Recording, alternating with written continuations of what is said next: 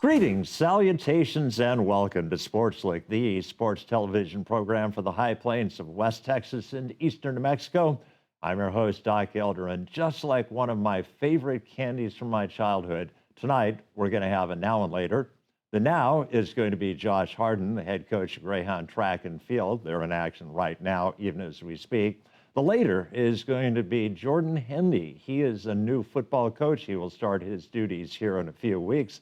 I'll finish up with an overtime, but as always, I'll start out with an Eastern recap.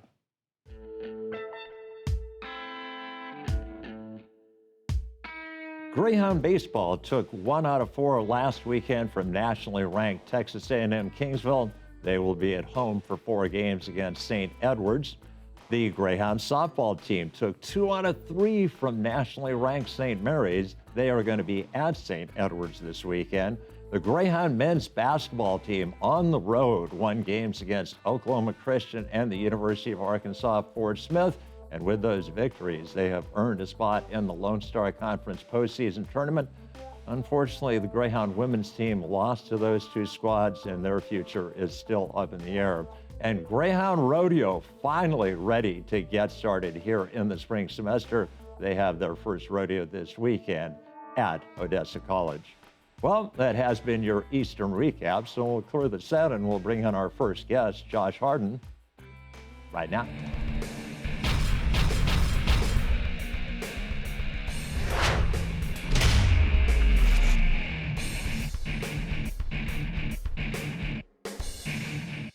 Welcome back to Sportslook, and an honor to bring back to the set of Sportslook the head coach of not only Greyhound Cross Country, but Greyhound Track and Field, Josh Harden. Coach, welcome back to Sportslook. Thank you. Thank you for having me.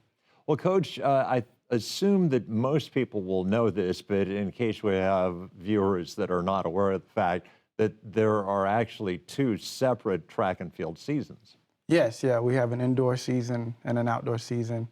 Indoor season kind of crosses that winter season and heads into the spring, and then outdoors is mainly that spring, spring break and up there until May, late May. Well, track and field is track and field, but obviously there are certain concessions you have to make to the fact that you're competing indoors. So what are the big differences between the indoor and the outdoor parts of track and field? Well, I mean, there's a lot of similarities, but the biggest thing is the size of the track. A lot of times we're competing on 200-meter bank tracks that have a little incline. Also, things are closer together. And then we also don't contest the same amount of events or the same amount of field events that we would do outside. So there's a few similarities, but also a few differences, race distances, as well as certain field events. Well, I'm curious, depending on the size of the school, you have more contestants in track and field, or maybe less contestants if you're a smaller school. Right. Do you think that having fewer events in indoor track and field benefits a school like Eastern, or is it more of a burden? Well, I mean, it's, the number of events don't really change. There are about 21, 22-ish events that are indoor and outdoor. It's just the type of events that change. So we are missing like the javelin and the hammer throw and the discus, as to where, we combat that with the 3,000-meter, the flat race, the 60-meter dash, as well as, just a few other distance races, distance medley relay, and some other races that kind of take in those spots for some of those outdoor events. So there's still a good amount of events that are hosted indoor, but it kind of all depends on where you're structured and your program is structured and how they're structured. You can still field a competitive team, but sometimes that smaller team does get outnumbered by those bigger teams. So you just try to place kids strategically in positions to where they're able to do their best for you. Most track and field athletes don't have the luxury of having an indoor component when they're in high school, so Right. this is something brand Right. new for them. And how do your kids adjust going from high school where it's just outdoor to Mhm. having an indoor part of the season? It kind of depends on the student athlete. There are, indoor for high school student athletes is improving. State of New Mexico is still, building that and don't have a ton of meets, but it's a big adjustment. Also, starting in the spring for those multi-sport athletes that are now just sticking to track only, it really makes it a very long and grueling season. And the indoor is just an adjustment to where you're running inside now with either the heat or the AC on. Now you're running on a track that's banked a little bit shorter, so things are weird. And also, you're picking up implements, and weight is increasing with those implements, like the shot put for the men. So it's a major adjustment, and sometimes it could take a student athlete, a whole year to really kind of get acclimated to the differences, or even 2 years. There's still some sophomore, that are still kind of getting that feel for the indoor facilities and how to operate it and maneuver some of the curves and some of the races. So it just kind of depends. You can still get some good showings, but sometimes it may take, that last indoor competition for them to really come around and be extremely comfortable. Do you ever have student athletes that prefer the indoors, or is it just like, okay, this is a good warm up for the outdoors? No, you definitely you do start to develop preferences.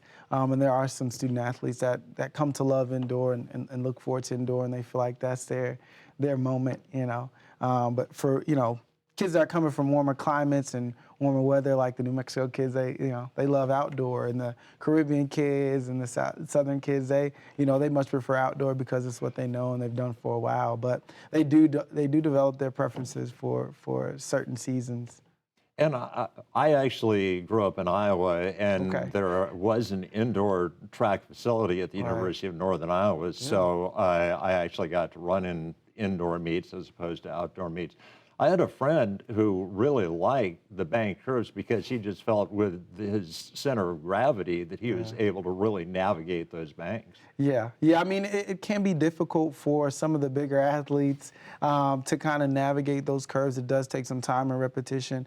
And then especially if you kind of grow up with it, you start to find your niche within running those banks. And especially if you may be a smaller athlete or just somebody who just loves the feel of running on those curves, in preference. So it is, something that does develop and you come to see it. You come to see it very often. I will point out that my friend was only 5'6" and I was 6'3", so I always felt like centrifugal force was Right. forcing me to the outside, and he just was running around those Yes. circles like nobody's business. Yep, yep. Well, Coach, how many meets did you compete in the indoor part of the season? So we competed in around five, I believe, five regular season meets, not including the conference meet. So we were able to get in a lot of competition and compete at some very, very high competitive meets, and not just for D2, but Division I as well. So, it was a great experience because we do have a mixture of a young and some sparks of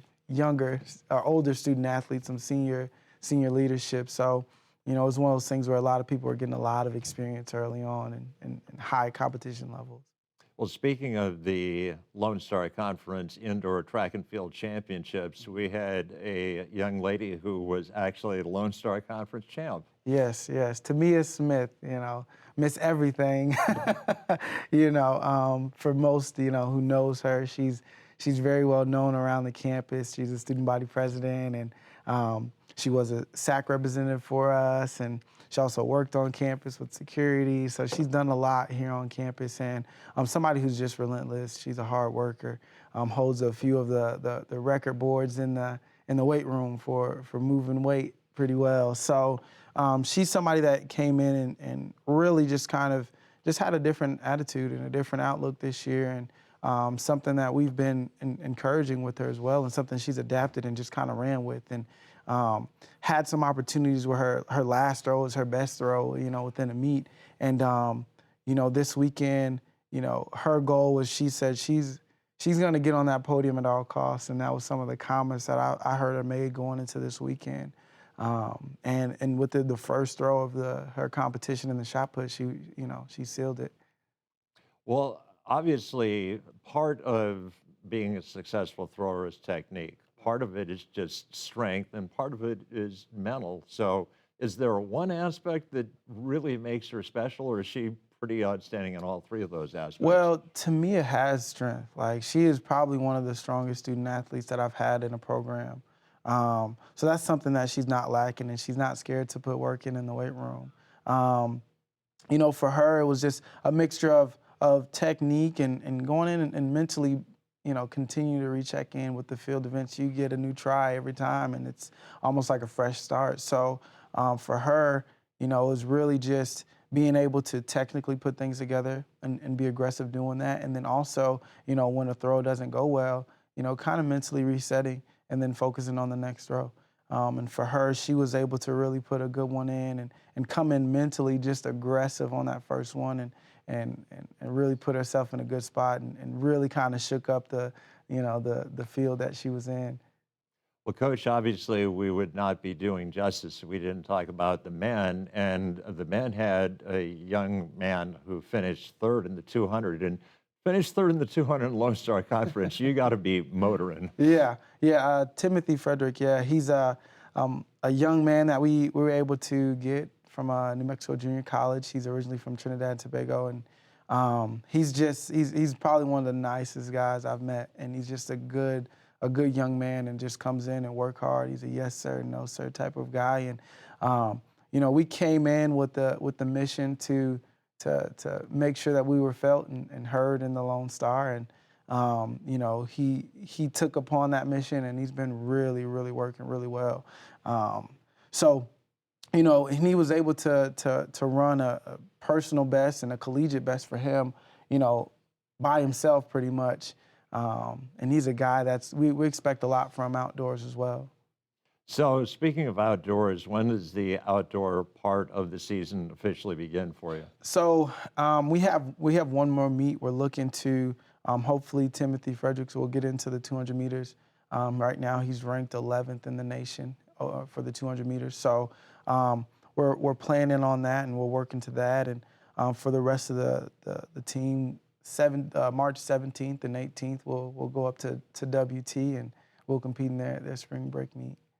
And if memory serves me, when I talked to you in the fall, we were thinking that we might be able to put on a track meet. Is that going to be a reality? So we're still working, with being in this part of the land. It's very tough when we're next to Tech and we're next to WT, who's nationally ranked, and trying to find our niche, and we're still trying to look for it. So we're still working to it, and we're hoping to, but it's looking pretty rough, and we're still battling though to figure it out. So this is essentially like a cliffhanger episode where we're going to leave people in suspense. So Definitely. We'll definitely get you back on. Well, Coach, congratulations on the success you've had, and best of luck moving into the outdoor part of the season. Thank you. All right, well, that is going to wrap up our first interview segment. So we'll clear this out, and we'll bring in our second guest, Jordan Hendy, right now.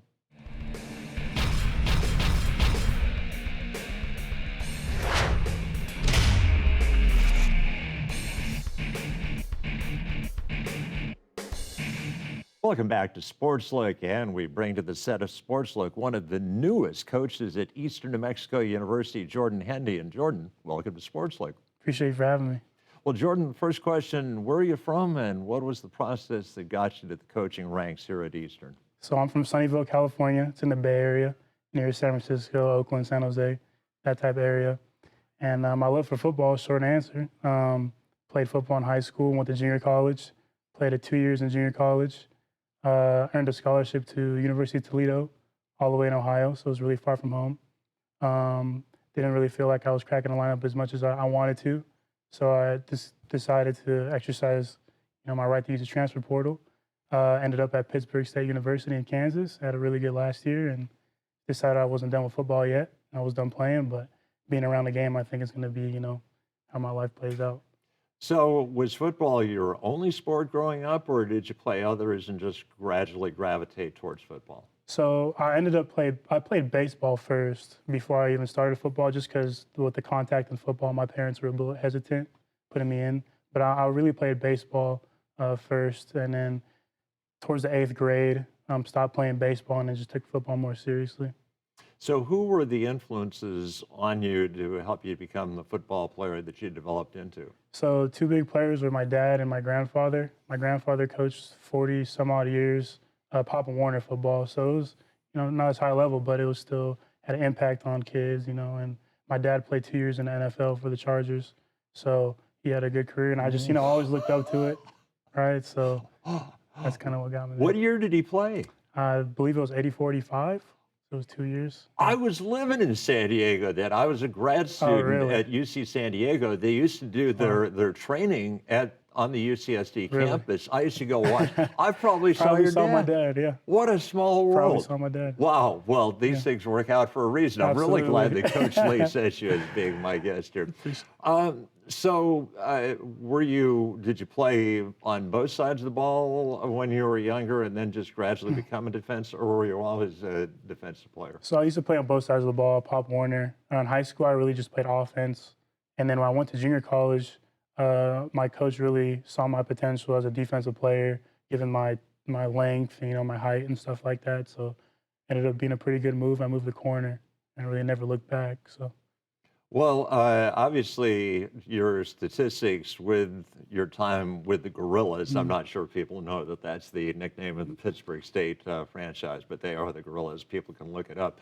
You had some pretty eye-popping numbers. What made you such a good defensive player? Was it technique or strength or speed or just your intensity and love for the game? I just think it's my ability to kind of conceptualize the whole field and understand what offenses want to do and how we want to stop it. So I really just put myself in the best position, have the best outcome. But also, I've been around the game since I was young. I watch the game all the time. So kind of through that and just my work ethic and my technique, I had really, really good coaches along the way. So that obviously helps a lot. But it's kind of a culmination of all those things. Well, I noticed that you were really good in tackling. You had 20 solo tackles, which is pretty tough to do on the college level, 34 total, if I remember correctly. But you also had 3 interceptions. Did you consider yourself to be a better run defender, a better pass defender, or were you pretty good at both? Run defending to me is something that kind of in a world that defensive backs are looked at like they can't do it. So I took it like we can do everything, and that's what I tell my players. And I just kind of took pride in saying, I'm thinner guy, longer, I can't tackle. But that's not true. I like to tackle, and it's part of the game. And I'm just trying to round it out. I think I probably know the answer to this question based on what you've told me about your family's connection with the game, but I'll ask it anyway. Did you always want to be a coach, or was it something that just gradually became an option as you got older? It just gradually kind of became an option. At first, I wasn't really thinking about too far ahead in the future. I was thinking about football. And kind of as that time grew shorter and shorter, I kind of knew that, hey, I want to be done playing, but I also want to be around the game like I was when I was a kid and my dad was a coach or my grandpa was a coach. So it's a blessing for me. I get to be around the game and give back to what has been given to me. So it's really been a great opportunity and a blessing. So, what have you found are the biggest differences to being on one side of the chalk line and being on the other side of the chalk line with a whistle? Yeah, so just kind of the responsibility part of it. I'm responsible for 14 guys now, and their decisions on the field and off the field. It's a really hefty responsibility. When I was a player, I just kind of worried about myself. I brought a couple guys along with me. When they asked questions, I was always conceptually very good, so I was able to answer that. But kind of the responsibility and making sure they make the right choices. And you can't control people. That's not what I'm here to do. But kind of just to lead them in a way where they're most successful on the field and off the field. Give them the best chance to succeed, and then it's up to them. Absolutely. Yeah. Well, the position opens up at Eastern New Mexico University. You are obviously interested, and so part of it involves you having to sell yourself to Kelly Lee, but it also has to involve Kelly Lee selling you on Eastern New Mexico University football. So what was that process like? So Coach Kelly Lee is really easy guy to talk to. He's very outgoing, very smart. You can just, chop it up with him very easily. My conversation with him have been really, really, really fun. I don't know how else to describe it. But yeah, he interviewed me kind of about, my background and my philosophy, my kind of 4 pillars and stuff like that. Well, I'll take to the players. And I'm sorry, I forget the last part of the question. Oh, no, I was just saying you had to sell yourself to Kelly, but Right. Kelly had to sell Right, Eastern. right. So what was that part So like? he just talked about his time here, some odd years, 2010s to about 19, and you see the bowl games that he was in and the success he had here. And with him coming back, that tells me I know what he's doing. So I want to be a part of that. I want to be a part of, a program that's maybe not been, the standard the last couple of years, kind of to bring that back and implement a standard here that is above and beyond. And that's intriguing to me. So I was excited to come. Some people who come into the Lone Star Conference from far afield are a bit overwhelmed at how good the Lone Star Conference is, but you're used to tough competition because Pittsburgh State plays in arguably the toughest conference in America, Team 1 through last place team. Mm-hmm. Yeah, so I think it's a great opportunity again just to bring my playing knowledge and coaching knowledge from the MIAA. When things get hard, which they often do in that conference, kind of what, because you said from top to bottom, it's tough. So just kind of bringing that mentality of every week it's a grind to the Lone Star. Nothing changes, every week is a grind. I think that can really benefit myself, our players, and the staff. I'm curious, what did you major in as an undergrad? So it's a long major. It's sustainability, society, and resource management. It's integrated studies, so it's not science, it's not arts. It just goes into environmental protection, how communities have been formed and how that impacts the environment and how we can be more sustainable, building our cities and, operating them on a day-to-day basis. I like to hear that because your generation is going to be the one to try and save the planet. Yeah. My generation didn't exactly do all the things we probably should have, so I like to hear that. Obviously, though, now you're making a decision that you're going to give coaching a try. So do you think this is probably the career for you? Well, that's what I kind of tell like the GAs and stuff that are here. For me, it's still, I want to do this. I'm driven, but I'm still learning if this is what I want to do as a career. And, you only learn by experiencing. I'm almost sure that this is what I want to do for the rest of my life. It gives me a reason, wake up in the morning. It's what I've been doing all my life. So it's kind of evaluation process for me as well as them. They see what I can bring. I learn a lot about myself, and I just kind of go from there.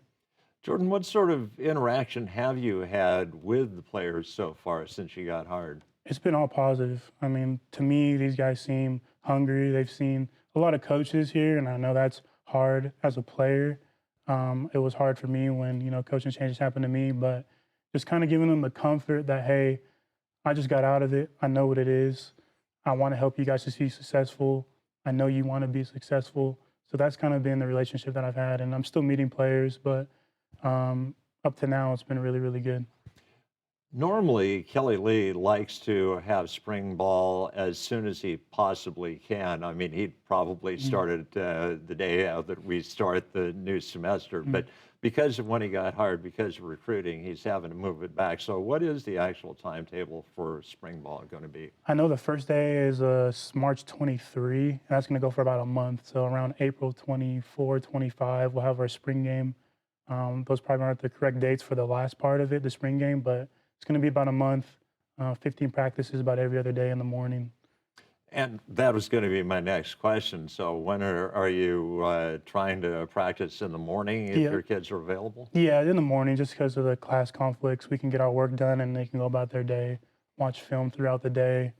We can watch film directly after practice, get what we need to get corrected, and kind of move on to have that day off, correct the things, meet up, and then the next morning, we're back to the grind.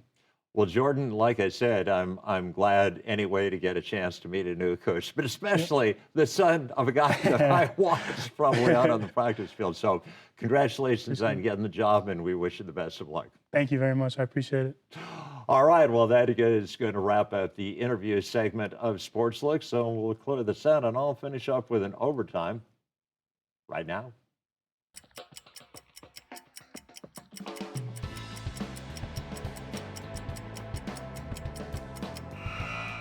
The world of sports broadcasting lost an iconic figure a couple of days ago when Tim McCarver passed away. Tim McCarver was a good enough broadcaster that he was asked to work 24 World Series in the broadcast booth. But Tim McCarver was also a good enough catcher to work 3 World Series as a member of the St. Louis Cardinals. Tim McCarver actually started his baseball career in the 1950s playing a minor league game in Keokuk, Iowa. And the home plate umpire, the guy standing right behind him that night, was Brent Musburger, who would also go on to become an iconic sports broadcaster. And to make the story even cooler, Keokuk, Iowa was once the hometown of Mark Twain. That's a lot of talent located in one very small town in Iowa. Well, that will wrap up an overtime, and that will wrap up an episode of Sportslook. I'd like to thank my guests, Josh Harden and Jordan Hendy. Had a floor crew directed again by Mr. Logan. So for those aforementioned people, this is Doc Elder saying, so long.